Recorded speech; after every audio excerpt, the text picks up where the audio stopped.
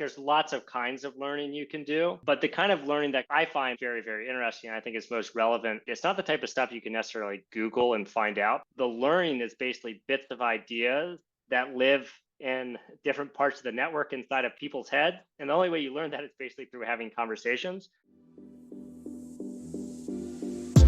Welcome to the Operate Podcast, where we give you a behind-the-scenes look at company building from the perspective of the builders themselves. This is how we operate. Welcome to the Operate Podcast. I'm Kerry Ransom. Today's episode is sponsored by BankTech Ventures, the first strategic investment fund designed by the community banking industry for community bank innovation and investment. BankTech identifies leading products and technologies for community banks and works with the founders and management teams to maximize the impact for the banks and their businesses. If you're a bank looking to innovate, or you're a founder who wants to work with community banks, reach out to BankTech Ventures at banktechventures.com.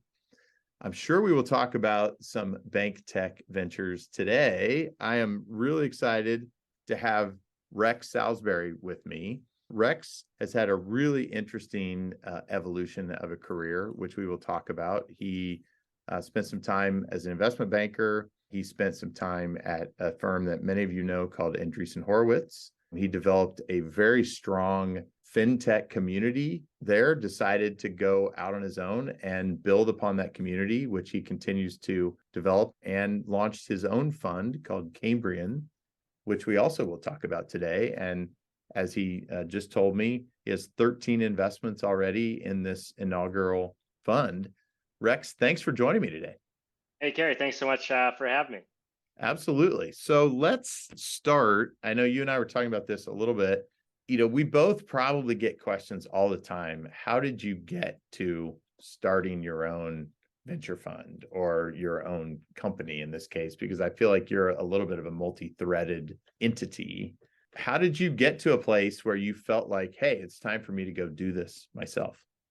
Yeah, I feel like all my big transitions in life, starting something, have actually been more about deciding to quit something else. Yeah. So I started off my career doing investment banking at Bank of America Merrill Lynch. Learned Everybody a lot. quits that.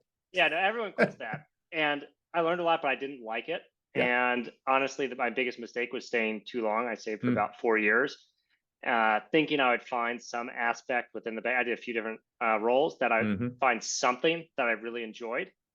And I even looked into starting some companies when I was working actually out of Charlotte, North Carolina, which is still the second biggest banking center in the country. And I even looked into starting some stuff kind of in financial services there. But I never got off the ground and realized what I really needed to do was stop thinking about starting something and just quit my job. Not even do it, not even start something, but just literally quit my job to have the space and the commitment to actually do something. Sure. And so the thing that I actually did was move cross country. I think geography really matters. I think it's incredibly sad that housing is so expensive in the Bay Area, because I think the Bay Area is this incredible ecosystem. And really the only reason it's not, still without question for everyone the best place to come and do something is just because cost of living is Sure. stupid. But for me, as a single person without children at the time, when it was a little bit less expensive, I quit my job, moved cross country to San Francisco, where I think some of the smartest, most interesting people were doing work in fintech. And so that was the big thing I did, is I quit my job at the bank and moved cross country. And then I also learned to code. So I taught myself, took some online classes, but then also did a coding boot camp. I'd actually gotten some offers to work in a financial capacity at some startups in San Francisco, but I realized, I was like, not only do I not want to do investment banking, like I don't really want to do finance anymore either. So, and I hear technology is the thing. So like, maybe I'll be a technologist. So I learned to code, and then I actually ended up joining Syndio, where I worked under the CTO, Andy Cara, who's one of the co-founders of SoFi. And Syndio is a direct consumer mortgage company. So I built out a fully automated online mortgage pre-approval, learned a lot, loved the team I worked with. The company was not a success, but I learned a lot about mortgage at the time. And what was it, just too early in your reflection back? There are a bunch of different things. We were trying to build an independent brand around mortgage. Mortgage is, to build a mortgage company, you actually have to kind of build 5 companies. You have to build a point of sale. You have to build a sales force. You have to build a brand. You have to build like a workflow and optimization engine. You have to build a capital markets engine. And so when you're a direct to consumer mortgage company, you have to do all of those things all at once before you've put any volume through the pipes. And that's just really, really hard. So if you look back and you see what really did work at the time, Blend worked. Blend was a point of sale. And so what I built at Syndio was basically the back end for a point of sale to directly integrate to Fannie Mae's desktop underwriting system. So that was the one piece I built. But unfortunately, we had to do like 10 other things as well. And it turns out that what Blend was doing was software that you could sell to banks that already have all of those other pieces worked out. And so that worked out really, really well. So it wasn't super instructive. I mean, just that learning is so instructive for you as you think about other startups and for founders. No, totally. Well, now, like one of my big learnings I take forward when I'm looking at companies to invest in is just like what matters is you have to understand what you have to build in financial services to be successful. You have to understand which parts of the kind of tech stack and product stack value can accrue in ways that are venture backable. And then this is really a big insight I always like to think about, which isn't that big of an insight in some sense. It's just that distribution really, really matters. And for us as a brand new brand in mortgage, what is the consumer journey by which they choose a mortgage provider? And the reality is 50% of people, their real estate agent tells them who to work with, and 50% go to their existing bank. And if you're a net new brand, it's very hard to disintermediate those relationships or flows, because even if you have a better product, a cheaper product, a better consumer experience, a priori, no one knows that and no one cares. So you have to figure out distribution. And so now when I look at companies, that's like one of the big things I end up thinking about a lot is just distribution. That's super interesting. And how do you dislodge that if you need to, right? Because if you think about I haven't looked at the recent data, but you think about somebody like Credit Karma that has been incredibly effective in helping people get distribution to financial products. We've used it in some of my prior companies, but I don't know that they've been all that effective in mortgage as an example. Yeah, mortgage is hard. And yeah, that's a great point. If you look at Credit Karma's business, I don't have specific numbers now. You could probably go and pull them out if you're really creative from Intuit's 10K or 10Q. But yeah, it's still mostly about cards. And mortgage has been really hard. At the time we were building Syndio and mortgage, Google killed their mortgage product for the second time. So like, all that is to say, like mortgage has been really hard to disintermediate. And if they couldn't do it, you kind of go, and if they couldn't do it, then getting new distribution is not easy. Yeah, totally. And so, distribution and financial services really matters. But going back to Credit Karma, like sometimes how you get distribution can be really surprising. It might work at one point in time in the ecosystem, but then not in another. So I interviewed Ken Lin I have a YouTube channel. At some point, I'll probably repackage that and also do it as a podcast.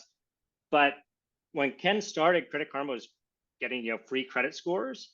But for a long time, it's just very hard for them to acquire consumers because they were making a few dollars per consumer per year, which meant they just couldn't spend very much on marketing. And they ran this accidental experiment, which was an ad with some leftover ad inventory in like one geo in middle America.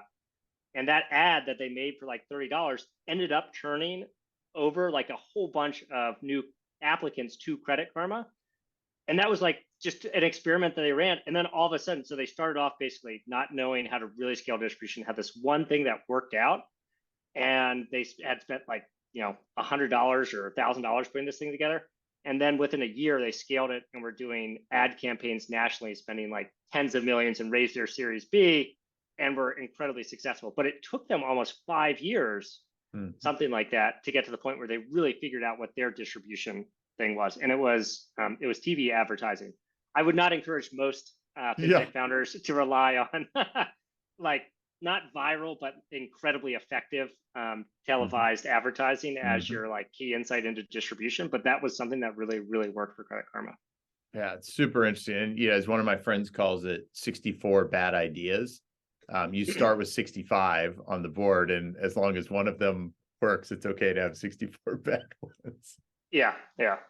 So so on from Syndio, and then and then the kind of what led me into venture. So back to the thing, like how do you start things? Maybe it's by quitting other things. One thing I did do when at Syndio was I started a community for people like myself, software engineers, product managers, or just early stage founders in fintech, to talk about things that are building in downtown San Francisco. And so it was in-person events.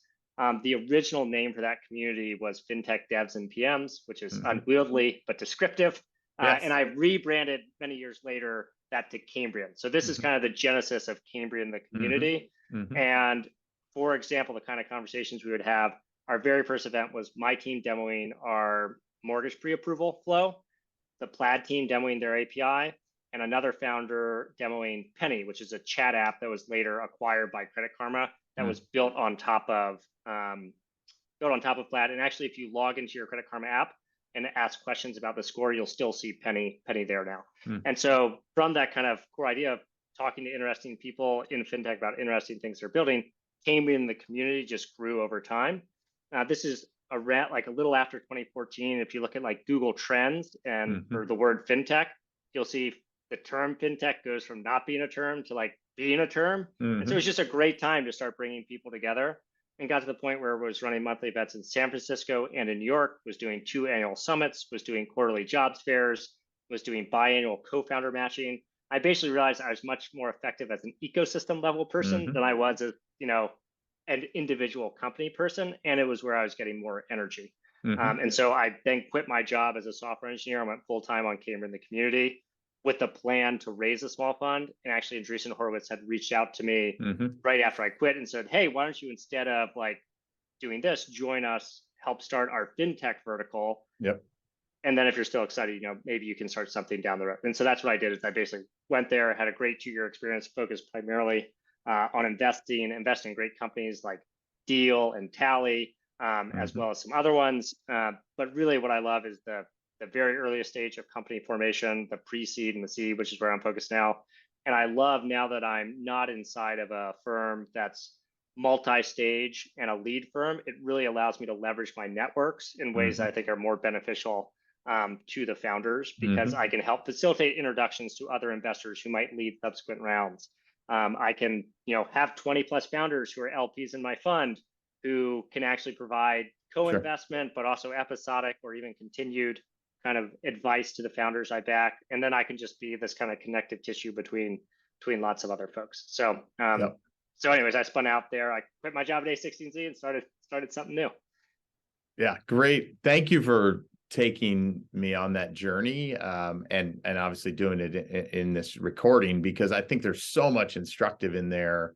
I mean, as an example, this community that you just had to keep facilitating and building around, you were doing it at the right time. That's a way for a lot of people to build value in a world of change that's happening that they're passionate about, like you were, and ultimately land an opportunity with one of the biggest, if not the biggest name in venture on the planet, right? So I think that in and of itself is a great instructive story for people to understand. Or you look at others who've started podcasts that are the right topic at the right time, and they build around that, or whether it's their brand or community. So super cool. No, totally. And yeah, and there are lots of different ways to do it, but I feel just fortunate that I was in San Francisco. I feel like the right time for this kind of stuff. So, well, give me your thoughts on this. I mean, if you look right now, you've got, I think, the number one job that younger folks aspire to have is something around the term creator or influencer or something like that. So how do you think about that as companies move forward? I mean, most of these people aren't going to make a living doing this, so they may still want to exercise that. But how do you think about that from a company that needs to also have a group of people who maybe are also interested in building their own voice and brand? Yeah, I think the number one job that young people want is to be a TikToker or a YouTuber, which I guess I technically am a YouTuber in that I have a very small YouTube channel. But when I was, you're Gen Z, man. Good work. Yeah. It took me at least a few years after graduating college to really understand what a venture capitalist was. And now I happen to be one. And some of the ways in which I've done that have been through building my own community, audience, networks, et cetera. And so there is definitely some kind of creator-esque elements to how you I think, navigate the tech ecosystem, because at the end of the day, it's just a lot of networks, or some of the, Mhm. especially at the earliest stage. Like at the earliest stage, a company doesn't exist. A company is a potential set of relationships between individuals. And if you're able to help facilitate those potential connection points, and that's what I like to do, is try and Mhm. facilitate potential connection points between founders. For example, like I do co-founder matching twice a year. Just Mhm. kicked off our first half, our one for the first half of 2023, had over 200 participants. So it's about, making these potential connections between people to start something, or once they do come together, facilitating intros to customers, intros to infrastructure partners, intros to upstream, future investment partners, to talent, all of that sort of stuff. And so I like doing that. It's something that keeps me very busy, for sure. Sure. No, it's great. Yeah. And I think that learned experience, I use the word tuition a lot, and, you can pay tuition with dollars, doing some early investing is one way to learn, sometimes good, sometimes bad. You can pay tuition with time. And I'm sure part of how you learned so much of this was the time that you put in to a startup, to this community building that you did. Yeah.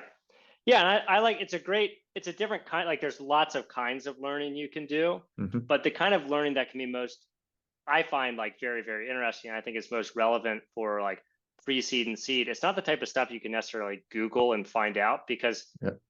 the market hasn't been defined, the product hasn't been defined, the problem maybe even hasn't been defined. And so the learning is basically bits of ideas that live in different parts of the network inside of people's head. And the only way you learn that is basically through having conversations. Mhm. And if there is some way to actually Google it and find it out, that's probably not the right area to be looking to do pre-seed or seed. That's not entirely true, because Sure. I also have a very rich information diet, read a lot of things from different Mhm. sources. Mhm. But there is this kind of indispensable component, which is basically getting information and sharing information between nodes in the network, that makes the having relationships very interesting, just from an academic perspective, in terms of understanding what might be built in the future. Yeah. I think that, yeah, looking at information in both sort of horizontal and vertical ways, and synthesizing across, that's probably where you end up finding a lot of interesting opportunities as a founder, as an investor. Yeah, yeah, totally. Yeah, Although investing is also a long-term game, so I'll that's tell right. you, I'll Yeah, tell you in that's another right. 10 years whether or not. I think not enough Yeah. people actually, I mean, it's, there are others that have said this, but it's a long feedback loop, as especially an early stage investor. Many of whom you don't really get a good signal for a long time. So even just to be willing to live with that fact, Yeah, I think a lot of people don't realize. no, totally. I think the hardest thing I had to sit with before I decided to launch Cambrian, the fund, was it's a really long time commitment. So Mhm. when you, and maybe some people probably understand this, but maybe a lot of people don't necessarily understand it. When you're raising a venture fund, it's a 10-year vehicle Mhm. generally, but really what you're committing to a lot of your LPs is they want you to be successful, and then by backing you early before you have a track record, they want you to raise successive funds, right? And so really you're kind of committing to raise 3 or more funds. Mhm. So you're really kind of making like a 15-year plus commitment. Um, and that's like a pretty big, like, even if you're a founder, oftentimes, even where private market, durations before IPO have dragged out, it's still, 8, 10 years, whereas sort of venture firm is a pretty long time commitment. Absolutely. Let's shift a little bit to just state of fintech. You and I are both firmly implanted in parts of this world. I mean, the 2020, 2021 numbers were at crazy all-time levels. We've come back to earth, I suppose, is maybe the best way. There's some that feel like, oh, fintech is out of favor now. I know you are a long-term optimist. Your Cambrian name is key to how you think about where we're headed. But how do you think about it as I'd say both as an early investor and even as someone who might be thinking about founding a company in this area, and how you would encourage them to think about it?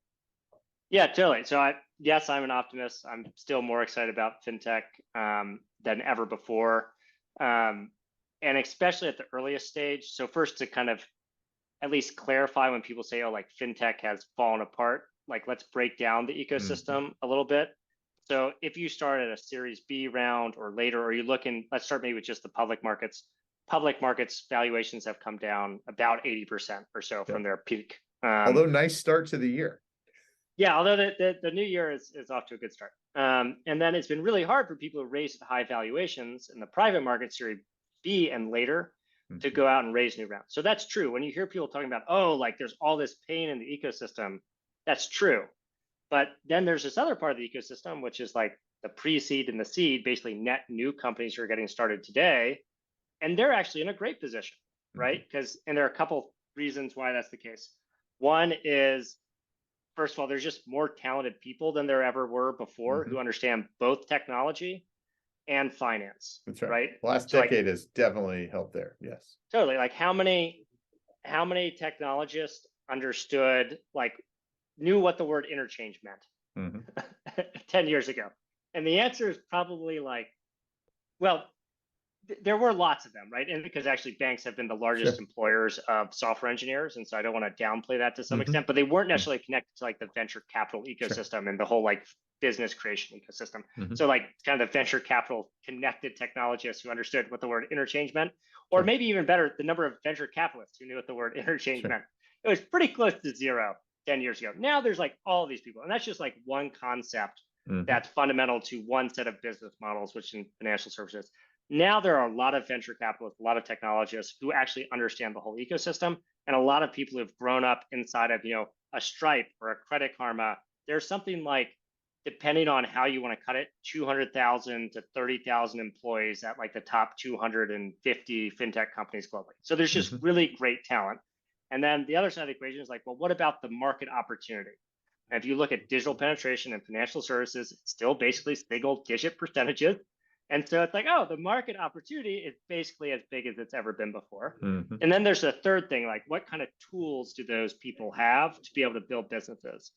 And there's a lot better infrastructure out there to go out and launch stuff. And that can just be very general tech infrastructure like AWS and Google Cloud, but it can also be very specific financial services infrastructure like banking as a service provider, right? There are now a whole bunch of them and a whole bunch of ones who specialize in different parts of the stack. And so you've basically got more smarter people in a market that's as big as ever with better tools. It seems to me like now's a pretty good time. And then from the venture capital side of things, there's actually record amounts of dry powder in the venture capital ecosystem, in part because of the pain later stage, people are holding off deploying. But if you're a net new company, you don't have that overhang of like an unreasonable prior valuation. You're a new company. And so new companies today are raising at valuations and at similar rates. There's a similar number of new companies being formed in fintech as there were in like 2019. And guess what? 2019 was like the valuations were fine. That was a good year. Like the number of companies being formed was fine. So all that is to say, at the earliest stages, there's still a ton of opportunity in fintech, and I think in a lot of other categories of venture as well. Absolutely. Yeah, I think you raised an interesting point. I don't know if I've ever told you this. In one of my prior fintech businesses, we built a system that looked very similar to Alloy, and we spent a lot of time and a lot of money and a lot of effort because Alloy did not exist. And at a point, so this was internal tooling as opposed to tooling that you were selling. Internal tooling just to support our business. We had to do this, right? We had to do identity and bank account and income verification, and we had to build it. And at a point, I said, this can probably be a business on its own, but we were so busy doing our business that we didn't think about that. And then, I moved to the next fintech and we have to do it again. And I go, I don't want to have to build this again. And lo and behold, Alloy's out there, right? And so I just think there's been so much movement in the last decade to that the starting part for a lot of these. But with that said, I think, and this is where I'd love to sort of go next is, starting on top of these easy to start infrastructures should also, in some cases, my perspective would be, should give some founders pause that if it's too easy to start it, then you should just assume that there's going to be a ton of competition and you may not have a lot of defensibility. So that realization, which I'm sure you have, how is that influencing how you think about the kinds of companies that you think people should be starting or that you want to invest in? Yeah, I do agree. When you have easier infrastructure and you lower barriers to access, you basically unlock the ability for a lot of people to do fairly similar kinds of things. And so one way is like I just see a lot of this going on in the ecosystem. And so if I hear like 5 people with the same idea, it's probably going to be hard. Even if it is, a real problem in the ecosystem, it's probably going to be very hard to build a big standalone business. I really like just backing people who have deep domain expertise that are doing things in kind of less traversed parts of, the financial services ecosystem, who understand like bits of the plumbing and how it's broken. And oftentimes when I talk to those individuals, they teach me something very new that I haven't thought about before and that I haven't heard anyone else talk about. And so oftentimes at the pre-seed and seed, again, that's what I said earlier about like what I'm trying to do is find bits of information that live within the network that aren't like codified anywhere. I want to try and find those kinds of people who have those things in their head that are super interesting and powerful, but aren't necessarily like, dispersed throughout the whole network yet. Oh, there's such a gold nugget in what you just said that I think founders, I'm just going to call it out because I don't think nearly enough founders recognize that if they teach us something that we're going to have a conversation with them because we're interested and reasonably well read in fintech. And if they teach us something that is not the norm, but that usually causes, at least with me, usually causes me to lean in a little bit. No, totally. And it's also a two-way street because, someone teaches you something and then you can usually think, oh, now that I know this new thing, how can I apply to this other problem that might exist for other people? Oh, by the way, now that you've taught me this thing, here are 2 or 3 people who might be your first customers. That's right. Here are 2 or 3 people who probably dealt with this problem at a prior company and might be interested in joining you to help build this thing or to be a co-founder. And so you're able to help facilitate.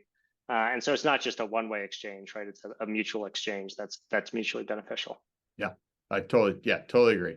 How are you thinking about the change in the types of businesses now? I mean, we were talking a little bit that there, a lot of the early fintech businesses were consumer oriented.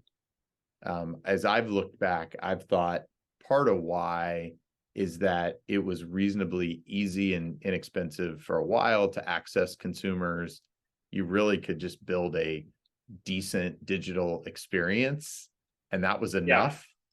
It was, there was really not much product innovation. It was a better application, a better mobile app. It just wasn't that hard. The iPhone existed. That's right. Facebook and so like advertising on social networks wasn't overly penetrated. And then I think the other thing is the idea space, right? Technologists weren't necessarily super deep in how the financial services ecosystem worked, but they could understand as a consumer of financial services, things that were broken about the experience. And so the idea of starting a better investment experience, of having a better understanding of your credit score, of being able to like trade stocks for $0, like those were things you could understand as someone who maybe was still in college. That's right. That's right. And then you had these other kind of platforms that you could ride along. But now that we're 10 years later, the iPhone's been around for 10 years. Facebook has been around for 10 years. And those same ideas and insights that worked originally, now you're going to have to find newer stuff. That's right. So, okay, that's where we came from. So now where are we going in your mind? Yeah, and I spend a lot of time just in B2B, and it's not that I'm against B2C. In fact, I would love if people have kind of interesting new direct-to-consumer businesses. I would love to pitch them. But I think what we talked about earlier is, a lot of people maybe help scale, a Credit Karma or a Robinhood or one of these other like large consumer companies, and they realized ways in which the plumbing were broken. And then they went out and tried to fix some aspect of that plumbing. And so that's just a great thing is basically people have like deep expertise in certain areas. And then I think another thing that people are doing too is just kind of translational learning, taking things they've learned in how you monetize and provide financial services, and then embed them into other experiences to create kind of new fintech powered business models. So one of the big new categories of business that all these better building blocks have unlocked is the rise of vertical software, right? So like tailored solutions that are kind of the core operating system for a specific type of business. Maybe it's dentist, maybe it's yoga studios, maybe it's a small scale manufacturer, maybe it's government contractors. They have similar workflows, similar needs. But if you're trying to build a perfect built software solution that's only charging, a monthly fee, you can only make so much money. If instead you're doing payment processing, lending, payroll, bookkeeping, insurance, all this other stuff, all of a sudden, instead of earning maybe $2,000 per company on your platform, you could maybe earn 10, 20, 30. And so that's kind of a market creating mechanism by being able to embed financial services. So I've done a lot of investing in vertical SaaS companies, but also in embedded fintech companies, which I kind of like calling is a little less, it's a little more cumbersome, but I think it's a little more descriptive. It's like meta vertical SaaS companies, which is basically the horizontal enablement layer that allows vertical SaaS companies to embed financial services. So I've done investment in an embedded payroll company, an embedded lending company, an embedded consumer wallets company as just like a few examples of people who are helping provide the building blocks for vertical SaaS. So vertical SaaS and embedded fintech are two definitely of the biggest areas. But then there are also people who are doing things just in kind of the even slower to adopt technology parts of financial services, like insurance or commercial real estate and some of that other stuff that the problems there are not at all obvious to outsiders, but once you get in them, you're like, wow, these are some really big markets. And some of the basic tech, like maybe the tech that I built for Blend, like that tech could be applied in some way in commercial real estate, but adapted for commercial real estate in ways that actually make it much more exciting. And I've done like one investment, for example, in commercial real estate for lending that I think is really, really interesting. So all sorts of different opportunities still abound in the ecosystem. But for me, that's mostly been to date B2B companies. Very, very interesting. Well, I know we've talked, previously about, construction equipment or commercial equipment lending, which I was just astounded to find it's a $1 trillion a year. The financing part of it is $1 trillion a year commercial market in the US. And you go, that is just ripe for some amount of innovation and no, totally. And sure. I have an investment in that space that I'm very excited about and can talk more about later on. That I think even completely redefines how you think about equipment financing, which is pretty interesting. Yep. Yeah, like equipment as a service sort of things are super interesting. Are you of the belief that, as some people say, every business is now a software business? Would you say every business is also a fintech business increasingly? I mean, that's been said, I think, to some extent ad nauseum. And it is true. It is true to an extent.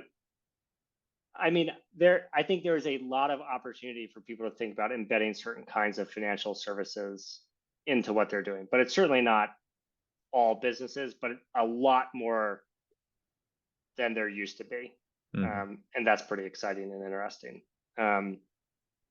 But I also, even the fintech businesses I invest in, sometimes there really are just SaaS companies that happen to be serving financial services industries.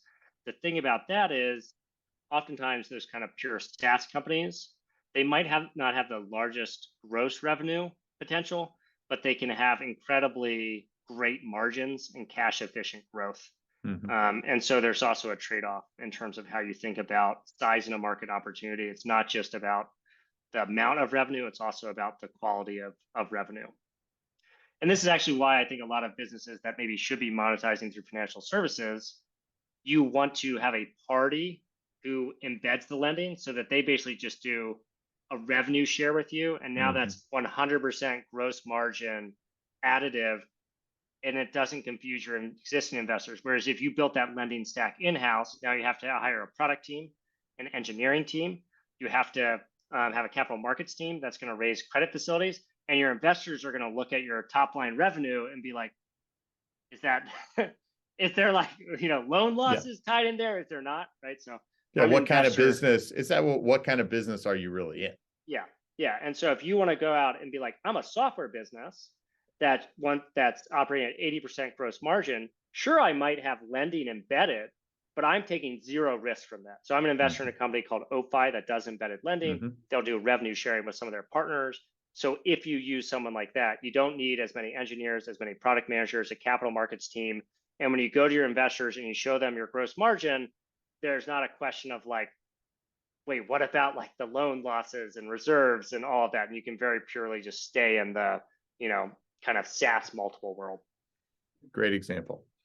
Okay, couple sort of rapid fire as we're wrapping this up. What's your current view of the future for, I'll call it the traditional financial institutions? I spend a lot of time with smaller banks. How do you think about them as a part of this 10 years from now?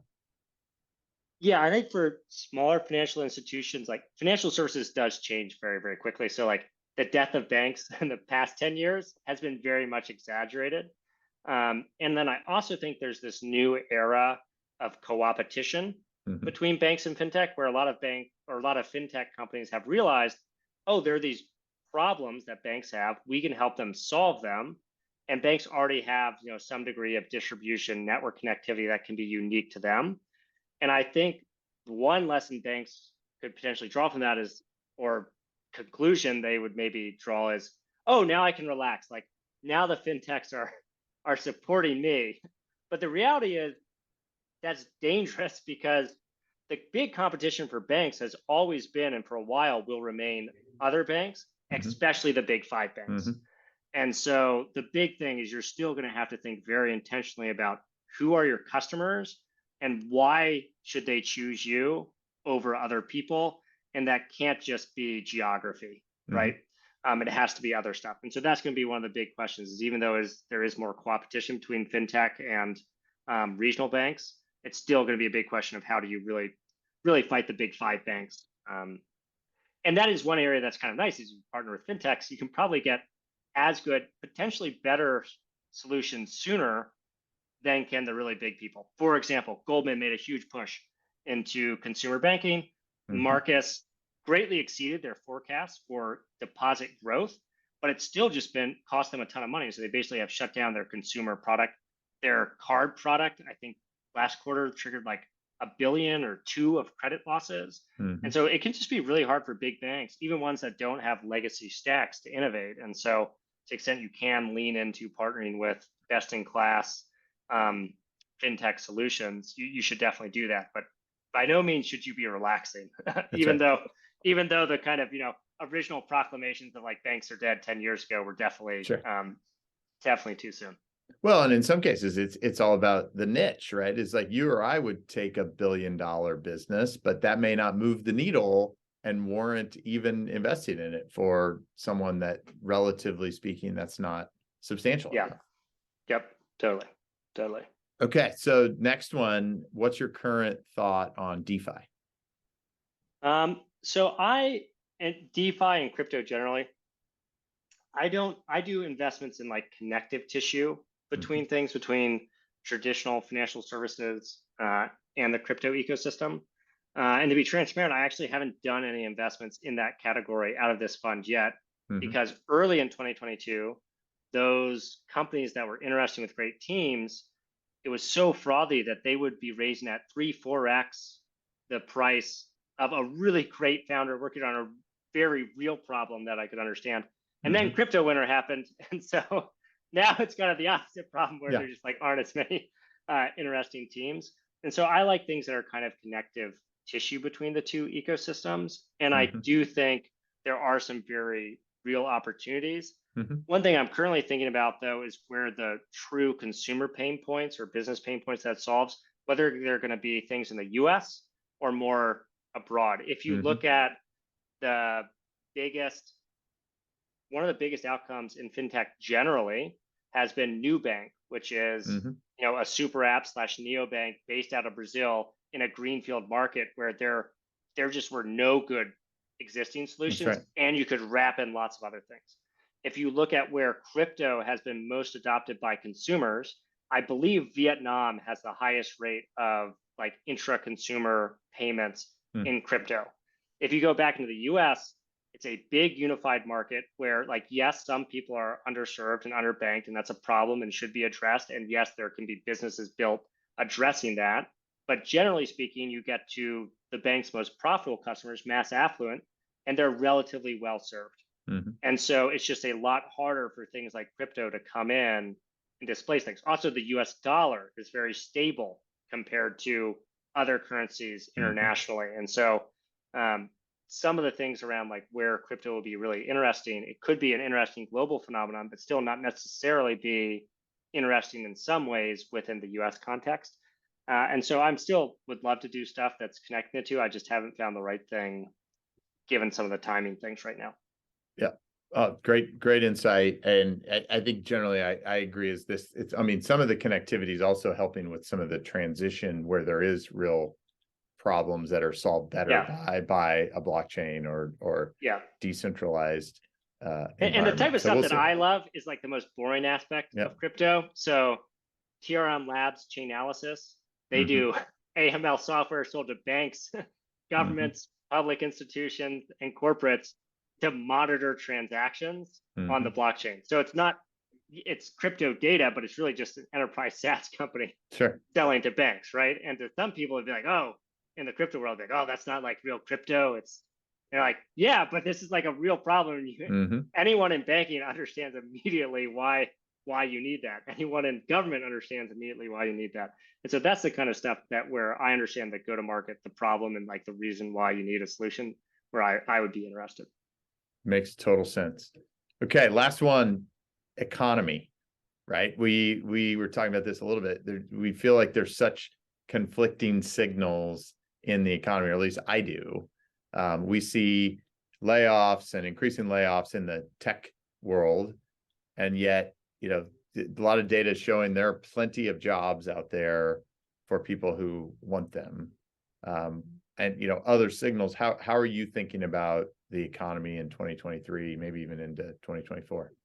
Yeah. So first of all, I'm not a macroeconomist. I'll make no, but it's like it influences how you think about your decisions. So I will talk about the one aspect that I feel like I can speak to, which is, and yes, there are a bunch of conflicting signals. Also, COVID has just been so confusing because the pendulum swings one way, and then it swings the other way, and then you're like, is the pendulum still swinging, or is the pendulum like resettled? So one example, the metro with the largest outflows at the midway into the pandemic, San Francisco, right? The metro with the second biggest inflows in the last quarter, according to LinkedIn data, so this is more for white collar jobs, San Francisco. Exactly. So like the pendulum has come back. Now, is that going to still be the case? I don't know. Right. Yeah. Like, and is it just people changing their LinkedIn data, or is it really did they leave? Did they come back? Like, it's fascinating. Yeah. But the thing I can speak to is like I have a lot of founders who are at the pre-seed and seed stage. And one of the big ingredients they need to be successful is talent, right? So we've already talked about how it's actually still a fine time to raise. It's just kind of 2019 levels. But if you're raising in 2019, the other big ingredient you need for your business outside of capital is talent.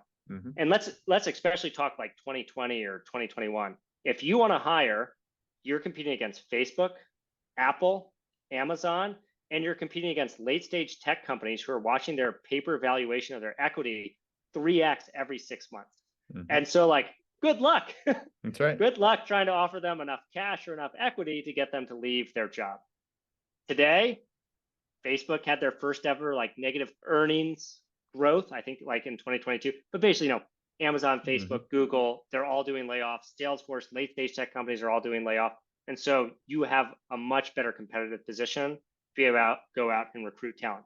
You can also even poach, because if you're at a company that's done layoffs, you're like, man, I don't feel as excited about this company. Also, my paper equity is down 80%. It's going to take 3 years of like really strong growth to kind of hit the last round's watermark. And my 409A and option strike price was set based off of that, maybe.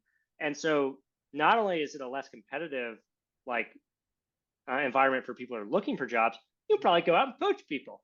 So like the one thing I can say is that if you're a pre-seed or seed stage founder right now, it's been a better market to be hiring than it ever has been before, which is net a good thing for companies at this stage.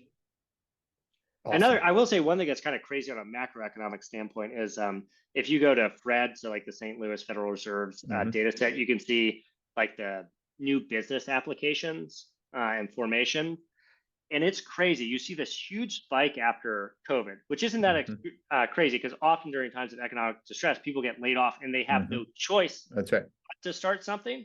But what's been crazy to me is seeing how durable that spike has been, and it actually continues. And I would actually love for someone to more informed on this stuff than I to like dig into like what exactly that is, because I think it's, it's to the tune of not several hundred thousand, but like many tens of thousands of businesses being formed a month, which most businesses are not tech businesses. They're like, the engine of growth is small businesses in this country.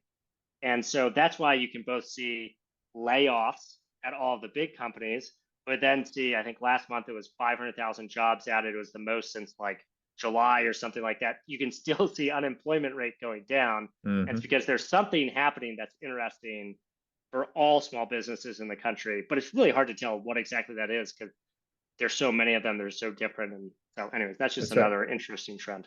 Yeah. And it's one, I mean, I'm particularly fascinated by it. I've had a guy out of DC named John Deary who started the Center for American Entrepreneurship, and he started the first ever caucuses in both houses of Congress about entrepreneurship that had never existed until just a few years ago. And partly because there was a 50-year decline in new business formations, which, to your point, the fabric of this country has been small business. And so it's interesting to see, because we talked about it in the early days of COVID. And to your point, most of that was formation by necessity. And the fact that it's held up, it'll be really interesting to see what that starts to look like as new businesses emerge all over the place. So I'm excited about it. I hope there's a new renaissance occurring. Yeah, I just pulled up the numbers here just because I was curious. And basically between 2005 and like 2018, the average number of business applications is like sub 250,000. And then it spikes to up over 400,000 and stays over there and basically has since the pandemic.